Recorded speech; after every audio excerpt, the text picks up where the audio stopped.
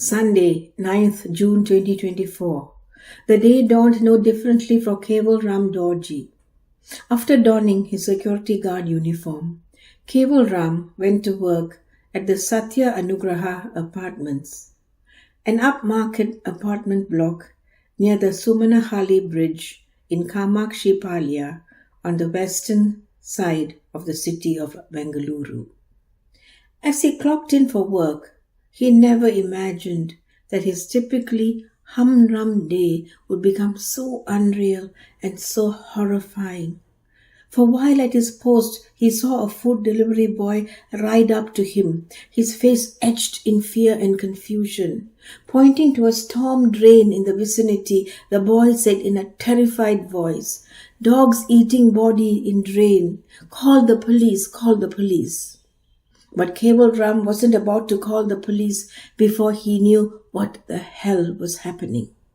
He walked to the storm drain and saw, to his horror and disgust, the same sight the delivery boy saw and immediately called the police.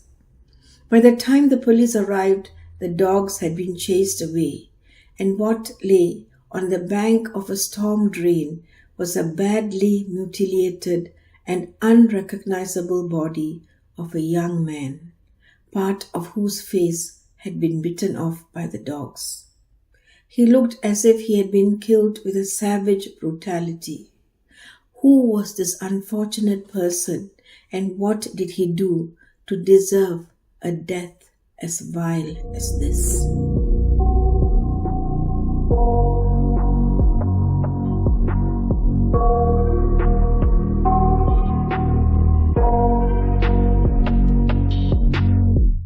I got nightmares in my head, I fear that the thoughts build up until I can't hear, that my mind fills up into a creature.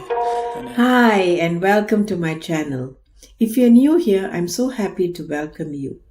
If you enjoy my video, please like and share it. Also subscribe to my channel and click on the bell for notifications. Now, as today's episode is about a gruesome murder, some of you might be disturbed by the content. Viewer discretion is therefore advised. A heads up before we start. Now, as of now, 17 people have been arrested in this murder probe, and the information provided here is what the police investigations and interviews have revealed so far. Please note that what the suspects are supposed to have done at this point are mere allegations that have not been proved. Whether the people in custody are guilty of murder will only be decided by a court of law when and if the prosecution proves beyond a reasonable doubt that they committed the murder. Until then, the allegations remain just that, unproven. With that in mind, let's move on. Today's case took place this year in the Indian city of Bengaluru. Known as the Silicon Valley of India, Bengaluru is the largest city and the capital of the South Indian state of Karnataka. Located in the Deccan Plateau at a height of 3,000 feet above sea level, its elevation is the highest among India's major cities, and it has a cool and pleasant perennial climate. This IT-savvy and bustling city is home to Darshan Thoogudeepa, the celluloid superstar in Karnataka's film industry, known famously as Sandalwood. His macho, tough man action movies earned him the reputation of a superstar and a substantial fan base who call themselves Darshanians. They idolize him without reserve and without question. To them, he is larger than life, a demigod or perhaps even a god who could do no wrong, whatever the circumstances. He is their idol and they are his faithful devotees. Darshan likewise places his fans on top of his priorities, even celebrating his birthdays with them. He is reputed as saying that he is what he is because of his fans. It wouldn't be wrong to say that Darshan and his fans have a symbiotic relationship. Now, Darshan was born as Hemant Kumar on the 16th of February 1977 to his father Mysore Srinivasan and his mother Ratnaprabha, making him 47 years old in 2024. His father was a popular villain in the regional Kannada film industry who attained fame because of a movie he acted in called Thoogudeepa. So he adopted the name as a prefix to his name and became known as Thoogudeepa Srinivas. Hemant Kumar, being brought up in the film industry, wanted to work in the industry. Now, in an interview, Darshan said that he wanted to become an artist the day his father died because of the number of people who thronged his house to pay their respects to his father despite a bus strike that day. He decided then and there that when he dies, he wanted to die like that. The adulation of his fans was his motivation. Now, if you think that he was a Nepo baby and because of that he had it easy in Sandalwood, you would be wrong. His father didn't want him to follow in his footsteps. Further, his family suffered financially when his father became ill.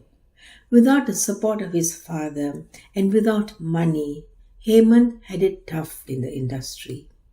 Needing to support his family after his father died, he took on any job that came along. He started in the industry as a cameraman's assistant. He also worked as a lightman, a dubbing engineer, and did a variety of other jobs like selling milk and working in hotels before he got a role on the small screen. Slowly but surely he graduated to minor roles on the big screen.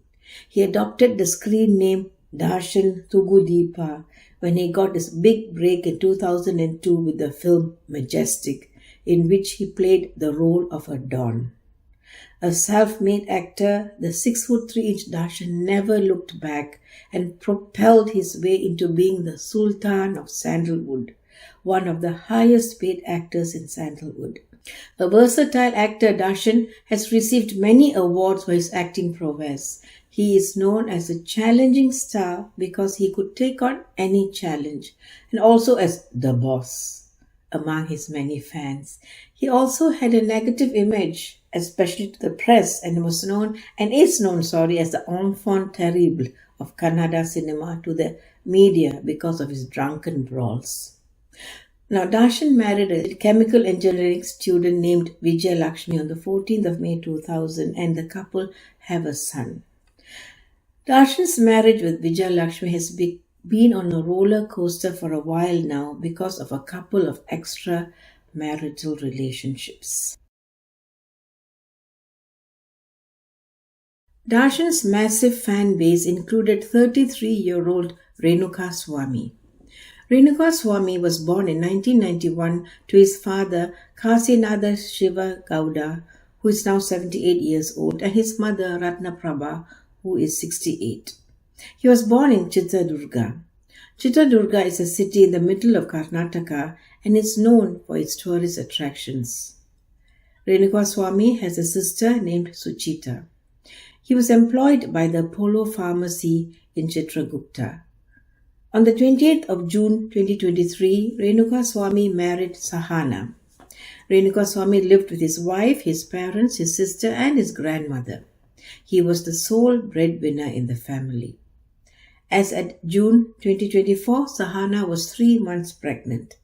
The couple was eagerly awaiting the birth of their baby when cruel fate in the form of Darshan Thoogudeepa and his goons allegedly intervened in their lives on the 8th of June 2024. On that fateful day, Renukaswamy went to work as usual. He called Sahana at about 2 p.m. just to say hi and also spoke to his mother, generally asking her to take care of Sahana, who, as you know, was pregnant. Nothing has been reported to say that Renukaswamy informed his family of anything unusual happening that day, and Renukaswamy was expected to be home at the usual time. When he didn't return home, his worried family filed a missing persons report at the police station.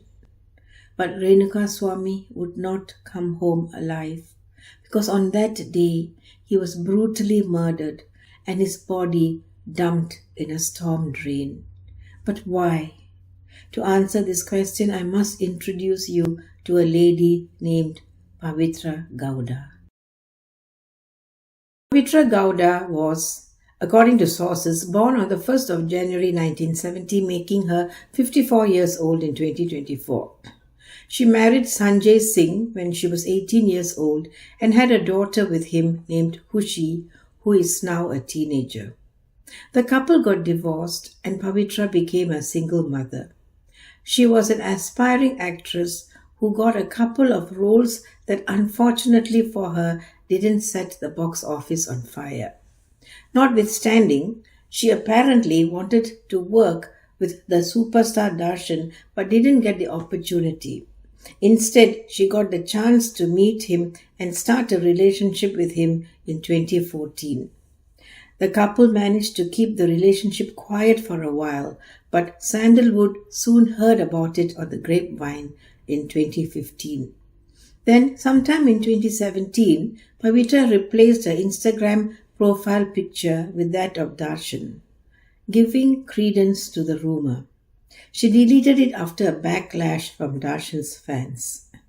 The relationship was brought to the fore again in January 2024 when Vijayalakshmi, Darshan's wife, posted a photograph of Darshan, their son, and herself on Instagram with the caption, "This is us, our one and only. #family over everything." Conjecture was laid to rest for good when Pavithra retaliated by posting an Instagram reel containing several intimate moments between Darshan and herself, including travels together, religious ceremonies, and also celebrating her daughter's birthday together as if they were a family. The caption for the reel read, and I quote, "1 decade down, forever to go. It's been 10 years of our relationship. Thank you." A social media war erupted in the aftermath. Vijayalakshmi retaliated by posting photographs of Pavithra with her ex-husband and daughter on Instagram with a message attacking Pavitra's character and moral standing for posting pictures of someone else's husband. She also wrote that Khushi Gowda, Pavitra's daughter, is clearly the daughter of Pavithra and her ex-husband, Sanjay Singh. The message ended with a caution that Vijayalakshmi will not hesitate to take legal action against anyone who tries to distort reality. The matter didn't end there because Pavithra retaliated with a post that said that living together for 10 years is no mean achievement and that Vijayalakshmi actually approved of their relationship. Now, because the man in the middle of this Instagram war was superstar Darshan, reactions to these posts were not contained between wife and mistress, but spilled over to Darshan's fan base, with some taking Vijayalakshmi's side and some feeling sorry for Pavithra. Into this fray entered Renukaswamy, one such ardent and die-hard fan of Darshan. Upset with someone interfering with the married life of his idol and probably taking it as an affront to the reputation of his hero, Renukaswamy took an anti-Pavithra stance. He reportedly started an Instagram account under a fictitious name and sent messages to Pavithra asking her to leave Darshan alone and not to create a rift between Darshan and his wife. According to Pavithra, Renukaswamy sent her 150 messages in a span of 5 months, some messages being lewd and offensive, including sending her a photo of his private parts saying that he's better than Darshan. Fast forward now to Sunday, June 9th, 2024. At about 8:30 a.m., a food delivery boy named Manu was en route to the Sattva Anugraha apartments in Kamalakshi Palya in Bengaluru with a breakfast order when he saw some dogs tugging at something in the vicinity of a storm drain under a bridge. Upon taking a closer look, he realized to his horror that some dogs were gnawing at a dead body on the slope of the drain. He informed the security guard of the apartments, who rushed to the scene and called the police after seeing the scene for himself. When the police arrived, the dogs had been chased away, and the police saw a badly mutilated body of a young man who had been savagely brutalized. The body had an ear missing, and part of the mouth and face were also missing. There were also no identification papers on the body. The police registered it as a murder case because of the injuries and sent the body for a postmortem.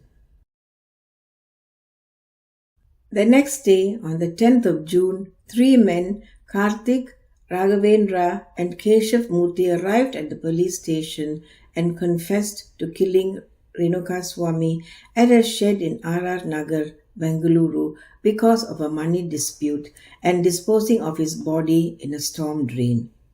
With this information, Renukaswamy's family was asked to identify the John Doe lying in the morgue, which they did, finally knowing what happened to their loved one. When Karthik, Keshav Murthy and Raghavendra confessed, it's reported that the police in the station were content with this confession and were prepared to close the case. However, officers who were higher up in the echelon saw that something was amiss. An engineer turned police officer, Deputy Commissioner of Police S. Girish, saw inconsistencies in the versions of the men who confessed.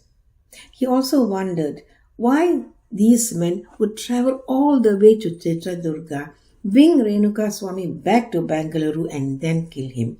It didn't make sense. Backed by Police Commissioner B. Dayananda, Girish and Assistant Commissioner Chandan Kumar interrogated the trio who had confessed and discovered that they were in fact paid by a man called Vinay to falsely confess to the murder. When questioned, Vinay, the owner of a pub called Stony Brook, told police that Renukaswamy was brought to Bengaluru and tortured at the behest of Darshan Thoogudeepa, who was infuriated with him for sending lewd comments to Pavithra Gowda, with whom Darshan was in a relationship.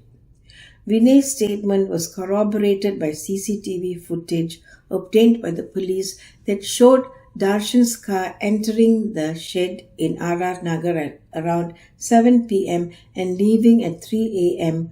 on 8th of June. In the meanwhile, Darshan was shooting for his latest movie, Devil, the Hero, in Mysuru and staying at the Radisson Blu Plaza Hotel. With enough proof to make an arrest, ACP Chandan Kumar and his team travelled to Radisson Blu Plaza Hotel in Mysuru on the 11th of June 2024, just 2 days after Renukaswamy's body was found. Chandan approached Darshan in the gym of the hotel at 8:30 a.m. and asked him to accompany the police back to Bengaluru. It is reported that Darshan acknowledged the incident and said that everything just got messed up. He told ACP Chandan to carry on and that he will follow in his car. Chandan denied him that option with some strong language. With no choice, Darshan accompanied the police back to Bengaluru. Together with Darshan, police detained Pavithra Gowda and 11 others on the 11th of June 2024 on charges of murder and destroying evidence. The 11 included Vinay and the 3 men who confessed to Renukaswamy's murder. When Darshan's arrest became public knowledge, some of his sheep-like fans with nothing between their ears staged protests that included burning of buses. Many others thronged the police station where Darshan was housed, shouting slogans in Darshan's support and demanding his release. As the crowd grew in alarming magnitude, the police took measures to restrict gatherings within 200 meters of the police station. The police also faced challenges in investigations because Darshan's influential friends and associates tried to thwart the path to justice by attempting to pressurize the Karnataka government and the police to releasing Darshan. Their efforts failed because the authorities were steadfast in wanting to solve this crime, and the Karnataka government adopted a hands-off policy. Darshan and the other suspects were brought to court on the 12th of June and remanded in police custody to enable the police to complete their investigations. By the 17th of June, a further 4 suspects were arrested, including Ravi Shankar, the taxi driver who had driven Renukaswamy to Bengaluru, and Dhanraj.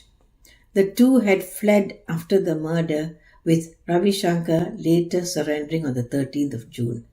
So altogether 17 people, including Darshan and Pavithra, had been arrested as at 17th June 2024, and they are currently in judicial custody in prison. The police then continued with their investigations to cement the case against the accused for the purpose of preparing the charge sheets against all the accused. Renukaswamy's body was released to his family after the postmortem was conducted, and his final rites were conducted by a devastated family. The postmortem findings had been made public by the time the 17 suspects were arrested. The report showed that Renukaswamy was subjected to savage beatings and torture prior to death. He was tortured by having electric shocks administered to his body, including his private parts. The body had 15 major injuries all over his body. The postmortem found that the head was rammed into something hard, causing head injuries. There was bleeding in his hands, feet, back, and chest. He appeared to have been beaten with wooden sticks, a belt, and a truncheon, and kicked in his private parts. His body also showed burn marks, suggesting the use of a hot iron rod. The cause of death was shock and hemorrhage as a result of multiple blunt injuries. The poor man was brutally beaten to death. So many atrocities were committed on this single human being that you begin to wonder if the perpetrators were even human. Police investigations that included interviews with suspects currently in detention reveal that Pavithra received the lewd messages and pictures on the 28th of May 2024 in her Instagram inbox. Police also found out that Renukaswamy was a habitual offender, sending obscene messages to women on social media, including Pavithra. A furious Pavithra appealed to Darshan to avenge her humiliation. Sources say that she instigated Darshan to give Renukaswamy the punishment of his life. Darshan, a hero in a make-believe world, found it necessary to go to the rescue of his apparently much maligned damsel in distress. In doing so, it looks like the boundary between a fake celluloid life of bravado and the real world where actions have consequences became blurred for Darshan. Although in an earlier interview he had said that he doesn't act off screen, Darshan orchestrated a punishment for Renukaswamy that appeared to be scripted for the silver screen. Pavithra knew all about this plan because in one of her posts, she's alleged to have asked her followers to wait and watch what was going to happen to Renukaswamy. The allegations against Darshan, if true, show him out to be a real-life barbarian and bully instead of his hero image in the make-believe world of cinema. To help his mistress, Darshan had to first identify who was behind the fake Instagram handle. He asked his security guard to create a fake Instagram account posing as a woman and to befriend the person behind the Instagram handle sending such messages to Pavithra. The security guard began chatting with the creator of the fake Instagram handle, who disclosed his real name and whereabouts. It was Renukaswamy. With this information, Darshan recruited Raghavendra or Raghu, the convener of his fan club in Chitradurga, to contact Renukaswamy and bring him to Bengaluru. The plan was for Raghu to persuade Renukaswamy to come to Bengaluru by telling him that Darshan wants to meet him so that Renukaswamy can explain in person about his messages to Pavithra. A fervent fan of Darshan, Renukaswamy needed no persuasion. He readily accepted to accompany Raghu to Bengaluru to meet his superstar and hero. Raghu then arranged with Ravi Shankar, a taxi driver, to transport him and Renukaswamy to Bengaluru, a distance of about 200 kilometers, on Saturday, the 8th of June, 2024. On the 8th of June 2024, Renukaswamy went to the Apollo pharmacy as usual and then left to meet his idol. An excited Renukaswamy got into the taxi, and according to the taxi driver Ravi, who drove Renukaswamy to Bengaluru, Renukaswamy had no idea that it was a trap. He was a lamb going to slaughter. There were two other suspects in the car. They arrived at a 5-acre plot of land in R.R. Nagar, Bengaluru, where vehicles seized by the police are kept. This plot of land belongs to Vinay's uncle. As the taxi drew near a shed in the plot of land, a crowd of young men were waiting near the shed. They looked threatening, and immediately Renukaswamy must have felt his heart beat faster and a sense of intense foreboding descend upon him. He looked all around in anxiety, but then the menacing crowd thinned.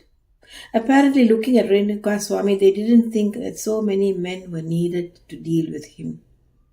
Renukaswamy heaved a sigh of relief as he saw the crowd melt away, leaving just a few behind. Renukaswamy was then taken into the shed. Police investigations revealed that Renukaswamy was brutally beaten by Darshan, Pavithra, and some other men, most of whom were his die-hard and fanatical fans who would go to any lengths for their God on earth, a sentiment that Darshan manipulated with ease. As per sources, Darshan was partying at Stony Brook Pub, a venue owned by Vinay, from Saturday afternoon onwards. He left the pub for the shed in the evening. According to reports, Darshan's Jeep Wrangler was seen entering the shed at about 8 p.m. Renukaswamy was attacked by the hired men before Darshan reached the spot. Darshan came to the shed with Pavithra. In a confession to the police, Pavithra, who is named accused number 1 because she instigated the murder, said that she was the first one to hit Renukaswamy, who she beat with her sandals. After that, the others had a go at him, including Darshan, who is accused number 2.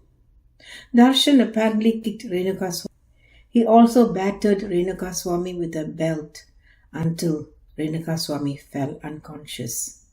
Renukaswamy was made to apologize to Pavithra, which was recorded, and his tongue was cut off after that. Darshan's presence at the shed was confirmed by Deepak, an accused who confessed and turned approver. Deepak told police that Darshan kicked Renukaswamy in the... Now, an approver is an accomplice in a crime who becomes a witness for the prosecution and testifies against the other participants in the crime. 8 of the accused have also implicated Darshan, alleging he was present during Renukaswamy's assault. Amid the beating, Renukaswamy apparently fell to the ground and pleaded for mercy by grabbing Darshan's leg. This angered Darshan, who kicked him in the face. After Pavithra and Darshan finished with Renukaswamy, his goons took over and assaulted Renukaswamy with sticks, a rope, and an iron rod. They also rammed his head into a truck, causing head injuries. Another accused told police that he was contacted by one of the men in the shed and asked to bring an electrical magger, which was then used to give Renukaswamy electric shocks. Apparently, whenever Renukaswamy fell unconscious, he would be awakened with an electric shock and then the beating would continue. The assault went on and on until Renukaswamy succumbed to his multiple injuries, including fractures and head injury. When questioned, Darshan said that he had no intention to kill Renukaswamy. He said that he was in Stony Brook pub when Renukaswamy arrived at the shed and that he had no prior knowledge that Renukaswamy would be brought to the shed. He went to the shed with Pavithra and told Renukaswamy to apologize. After that, he slapped Renukaswamy twice, gave him some money for lunch, and told him to go back home. He then left the shed and he had nothing to do in the brutal beating and torture of Renukaswamy. According to Darshan, the others must have killed Renukaswamy and are now laying the blame on him. However, the police have CCTV footage from the wee hours of Sunday the 9th of June and it shows a Scorpio car with Darshan's associates taking Renukaswamy's body for disposal, with Darshan's red jeep following the Scorpio. Darshan's photo as the boss was on the car in the CCTV footage, but it appears it was later removed. Darshan later made a voluntary statement to the police in which he stated that he had paid 30 lakh rupees to Pradosh, another accused, to dispose of Renukaswamy's body and to keep his name out. Out of the 30 lakhs, 5 lakh was to be paid to each of the accused who had confessed to the crime. He also made a voluntary statement in which he said that he had borrowed another 40 lakhs from a friend to pay off accomplices who destroyed evidence on his instructions and to avoid legal liability for the murder. It appears that Darshan paid people to make this whole thing go away for him. So far, 200 pieces of evidence, including the vehicles used in the crime, clothes worn by the accused, clothes of the victim, blood samples, mobile phones, weapons used to kill the victim, including wooden logs, truncheons, a Maga device, leather belt, rope, and CCTV footage have been collected. The police have seized the clothes and shoes worn by the accused during the crimes, which were sent to the Forensic Science Laboratory for further analysis. Fingerprints found at the shed have matched those of 10 of the accused, including Darshan and Pavithra. The Forensic Science Laboratory report has confirmed that blood stains found on Darshan's clothes match those of Renukaswamy, the victim. The police are yet to recover Renukaswamy's mobile phone, said to be thrown into the Sumanahalli stormwater drain. The charges against Darshan and company includes the destruction of evidence. This includes changing Renukaswamy's clothes after the murder, washing blood stains off Darshan's car, deleting vital CCTV footage from Stony Brook pub and the shed that showed Darshan and Pavithra entering and leaving the crime scene, including the movements of the other accused. This is not the first instance of Darshan's violence. He has a bad boy reputation and has been accused of criminal behavior and violence even before Renukaswamy's case, giving him the nickname of the Controversial Star, a play on his moniker, the Challenging Star. In 2011, he was put in prison over his wife's accusations of assault on her, including burning her face with cigarettes, hitting her with slippers, and threatening to kill their son. His wife later withdrew the charges, apparently on the intervention of bigwigs in Sandalwood. His wife filed another police report against him in 2016 for bad behavior. He is also reported to have assaulted a waiter who was later given 50,000 rupees for his silence. In 2023, he was accused of setting his dogs on a neighbor for parking her car near his residence. The case as it stands now has all the accused in judicial custody. The next step is for the police to prepare charge sheets against them, which have to be done within 90 days of the arrest. Watch this space for updates on this case when the matter goes to trial. If the allegations in this case are proved, it must serve as a lesson to all, especially fans of Indian stars who go overboard in the worship of their idol superstars.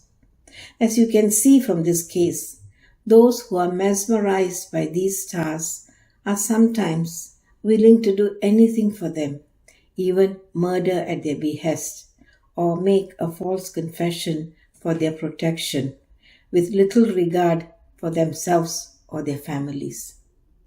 What a misguided set of values and priorities they have. These fans must realize that you never know who you are dealing with. A star who plays a hero in films will project an outward persona that aligns with his screen persona. But they may, in reality, be quite the opposite people. Before you know it, you may be deep in something you did at their behest and from which you are not able to extricate yourself. This caution also goes to those like Renukaswamy who post random comments without realizing who they are dealing with. There are billions of people in this world, and they are made up of different nuances of human character and behavior. If you are unlucky, you could suffer the same fate as Renukaswamy. That's it from me today. Until I see you again with another video, take care, be vigilant, and most of all, be kind. Bye.